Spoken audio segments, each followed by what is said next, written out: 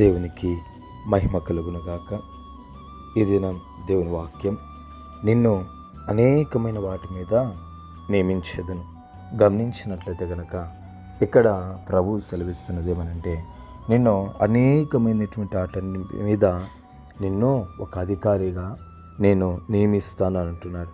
ఎందుకు దేవుడి మాట అంటున్నాడంటే, ఆ పై మాటలు కనుక మనం చదివినట్లయితే కనుక ఆ యొక్క యజమానుడు అతనికి అప్పగించిన దాన్ని అతడు నమ్మకంగా చేశాడు.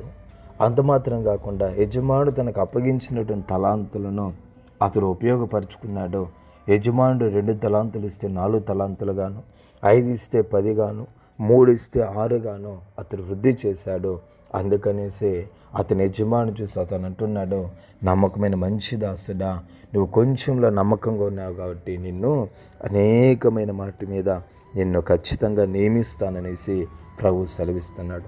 గమనించండి, దేవుడు నీకు అప్పగించిన దానిలో నువ్వు నమ్మకంగా ఉన్నావా? ప్రభు నీకు అప్పగించిన దానిని నువ్వు సక్రమంగా చేయగలుగుతున్నావా? దేవుడు నీకు అప్పగించిన దానిని నువ్వు సక్రమంగా పరిపూర్ణంగా నువ్వు చేస్తున్నట్లయితే కనుక నిశ్చయముగా నిన్నైనా అనేకమైన వాటి మీద నేను ఒక అధికారిగా నియమిస్తాడు. నీకున్నటివే కాకుండా దాంతో పాటు ఇంకా అనేకమైనటువంటి కృపలను, అనేకమైనటువంటి అధికారాలను దేవునికి అనుగ్రహించి నిశ్చయంగా నిన్ను నియమించే దేవుడు ఆయన.